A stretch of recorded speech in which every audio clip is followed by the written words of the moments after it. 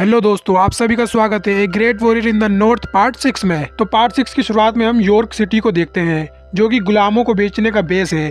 फिर हम लीव को देखते हैं, वो अपने साथी से कहता है हमें थोरफिन को ढूंढना ही होगा। तभी हम एस्केलेट की शिप देखते हैं जो कि यॉर्क में आती है। फिर एस्केलेट कहता है किंग आपको और थोरकुल को अलग अलग जगह देगा ताकि आप दोनों अलग हो जाओ और उनके खिलाफ कुछ कर ना पाओ। फिर लीव एस्केलेट को देखता है और मन में कहता है कि ये वही है जिसने थोर्स को मारा था। फिर हम कनूट को देखते हैं, वो एस्केलेट से कहता है कि तुम अब क्या करोगे।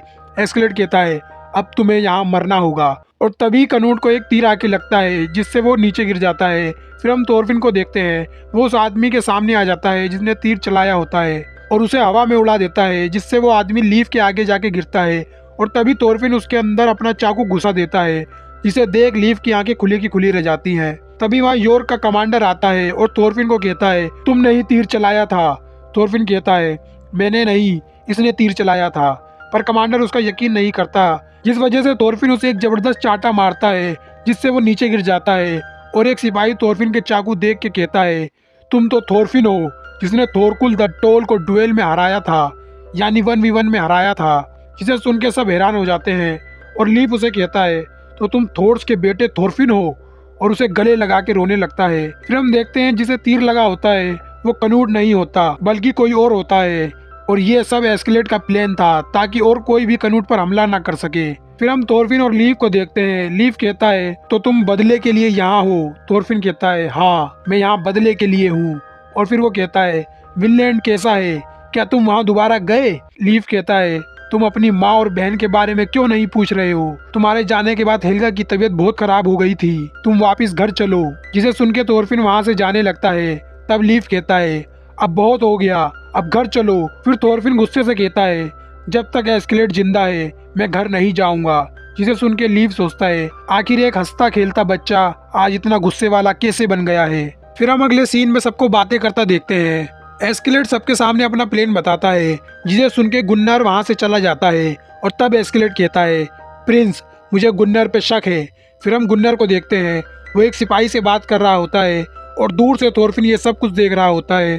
फिर थोरफिन उस सिपाही का पीछा करता है, वो सिपाही किंग के पास जाता है। और फिर हम एस्केलेट को देखते हैं, वो कहता है तो अब देखते हैं कल किंग क्या करेंगे। फिर हम थोरफिन और एस्केलेट का डुएल देखते हैं, जहाँ बियोन आता है और कहता है पहले मैं।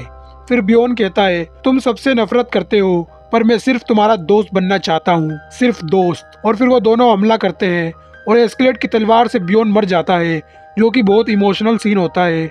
फिर एस्केलेट थोरफिन से कहता है अब तुम्हारी बारी। फिर थोरकुल कनूट से कहता है तुम्हें क्या लगता है कौन जीतेगा। कनूट कहता है मुझे फर्क नहीं पड़ता कौन जीतेगा या कौन हारेगा, मैं बस किसी को मरने नहीं दूंगा। फिर एस्केलेट अपनी तलवार फेंकता है और कहता है आ जाओ। फिर थोरफिन उस पर हमला करता है पर एस्केलेट उसे रोक देता है और एक जबरदस्त टक्कर मारता है। पर थोरफिन उस पर फिर हमला करता है। इस बार एस्केलेट उसे एक जबरदस्त पंच मारता है जिससे वो बेहोश हो जाता है। फिर एस्केलेट अपनी तलवार उठाता है और थोरफिन की तरफ बढ़ता है। तभी कनूट कहता है डुएल खत्म हुई, तुम जीत गए एस्केलेट। फिर कनूट थोरफिन को उठाता है और कहता है तुम हार गए, अब तुम तब लड़ना जब तुम्हारा हाथ ठीक हो जाए। फिर एस्केलेट कहता है तुम एक अच्छे योद्धा हो पर जब तुम्हें गुस्सा आता है तुम सब कुछ भूल जाते हो और यही तुम्हारी दिक्कत है। बियोन सही कहता था, मुझे वॉरियर पसंद नहीं है। तुम्हें पता है उस इंसान को कैसे मारना चाहिए जिससे तुम्हें नफरत हो। मैं तुम्हें बताता हूँ, क्योंकि मैंने सबसे पहले जिसे मारा था वो मेरा बाप था जिससे मैं नफरत करता था। फिर वो अपने पास्ट के बारे में बताता है कि उसकी माँ एक गुलाम थी और वो बीमार रहती थी, जिस वजह से सारा काम मैं करता था और जिस वजह से मुझे एस्केलेट नाम मिला। मेरा फादर एक वीआई थे और वो एक अय्याज थे। मेरी माँ उनकी सबसे पसंदीदा गुलाम थी, पर जब वो बीमार हुई वो उसके साथ कुत्ते जैसा बर्ताव करने लगे। मेरी माँ मुझे हमेशा एक हीरो की कहानी सुनाया करती थी कि एक हीरो आएगा और एक दिन हमें इस गुलामी और जिल्लत की जिंदगी से छुटकारा दिलाएगा। इसके लिए मेरी माँ की फैमिली ने 500 साल इंतजार किया पर वो हीरो अभी तक नहीं आया। फिर एक दिन मेरी माँ पागल हो गई और उसे मेरे फादर यानी ओलेफ में वो हीरो दिखने लगा। ओलेफ उसे मारने ही वाला था कि तभी मैंने तलवार उठाई और उस पर हमला कर दिया। भले ही मैंने उससे पहले तलवार कभी चलाई नहीं थी, पर उस वक्त मैं उस तलवार को एक वॉरियर की तरह चला रहा था, जिससे मैं अपने फादर की नज़र में आ गया। और फिर उन्होंने मुझे ट्रेनिंग दी और मुझे सब कुछ सिखाया। फिर एक दिन मैंने उन पर हमला किया और उसे मार दिया, जो कि मेरी माँ का बदला था। फिर वो थोरफिन को कहता है ये एक लंबी कहानी है, तुम्हें मैं फिर कभी सुनाऊंगा। और वो वहाँ से जाने लगता है। थोरफिन उसे रुकने के लिए कहता है। तब एस्केलेड कहता है, अगर तुम 10 साल और ट्रेनिंग करोगे तब भी तुम मुझे मार नहीं पाओगे। जिसे सुन के थोरफिन को बहुत गुस्सा आता है और वो उसकी तरफ बढ़ता है, पर वो फिर गिर जाता है। फिर कनूट एस्केलेड से कहता है, तुम खुद ही राजा क्यों नहीं बन जाते और इस दुनिया को बदलते जैसा कि तुम्हारी माँ चाहती थी। एस्केलेड कहता है, इस काम के लिए तुम ही सही इंसान हो, मेरे से भी ज्यादा। फिर थोरफिन तलवार में अपने आप को देखता है और अपना पास्ट याद करता है कि आखिर वो क्या से क्या हो गया। फिर हम अगले सीन में सारे लीडर को देखते हैं। वो काउंसिल के लिए आए होते हैं। फिर वहाँ किंग और प्रिंस आते हैं। फिर हम थोरफिन को देखते हैं जो कि बाहर होता है। उसे एक आदमी में एस्केलेड दिखता है और वो उसकी तरफ भागता है, पर वो आदमी उसे मारने के लिए जाता है कि तभी थोरफिन उन तीनों को पीटता है, जिसे कि यॉर्क का कमांडर देख लेता है और वो उसे जेल में डाल देता है। फिर हम किंग को देखते हैं। वो सभी को वहां आने के लिए शुक्रिया कहता है। फिर वो सबके सामने कनूट को गले लगाता है और कहता है, मर्सिया पर कनूट राज करेगा और थोरकुल भी उसको राज करने में मदद करेगा। जिसे सुन के एस्केलेड बहुत खुश होता है क्योंकि सब कुछ उसके प्लान के मुताबिक हो रहा होता है। तभी किंग कहता है, हम अगली गर्मियों में वेल्स पर हमला करेंगे और उन्हें बताएंगे कि असली किंग कौन है।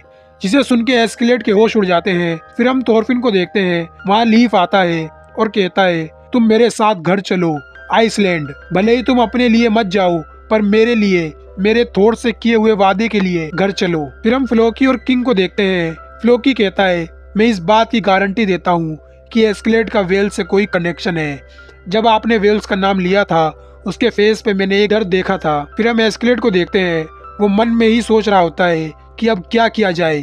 अगर जल्दी ही कुछ नहीं किया तो पूरा वेल्स तबाह हो जाएगा। अब मैं करूँ तो करूँ क्या। फिर हम थोरफिन को देखते हैं। वो कहता है, मुझसे घर के बारे में बात मत करो।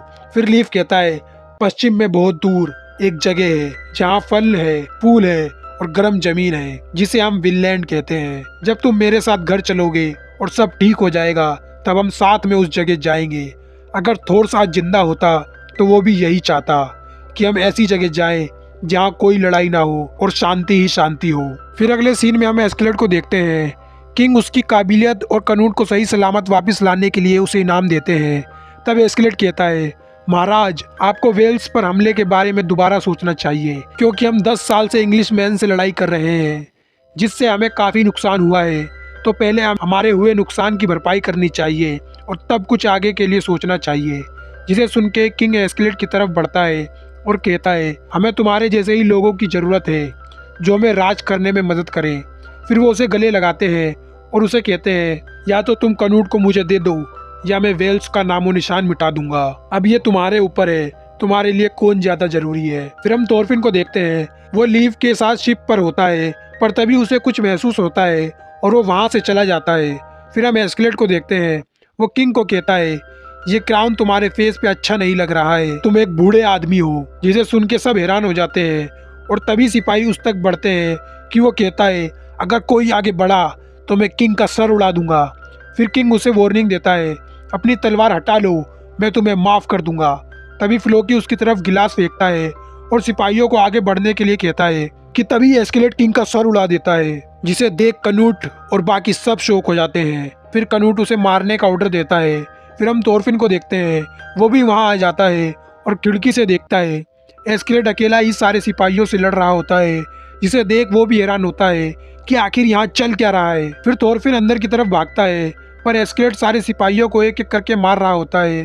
तब कनूट कहता है, थोरकुल, अभी तुम्हारी बारी नहीं आई है। एस्केलेड ने मुझे और वेल्स दोनों को बचाने के लिए ऐसा किया है। तभी फ्लोकी उस पर हमला कर देता है और उसे गुलाम का बेटा कहता है, जिसे सुन के एस्केलेड को बहुत गुस्सा आता है और वो उस पर पूरी ताकत से हमला करता है कि तभी हमें थोरफिन की आवाज आती है। एस्केलेड उसे वहीं रुकने के लिए कहता है और थोरफिन उसकी आंखों में देख वहीं रुक जाता है कि तभी कनूट एस्केलेड के अंदर तलवार घुसा देता है और एस्केलेड नीचे गिर जाता है। तभी थोरफिन उसे उठाता है और कहता है, तुम ऐसे नहीं मर सकते हो, तुम्हें मुझसे लड़ना होगा, मुझे तुमसे बदला लेना है, तुम ऐसे नहीं मर सकते।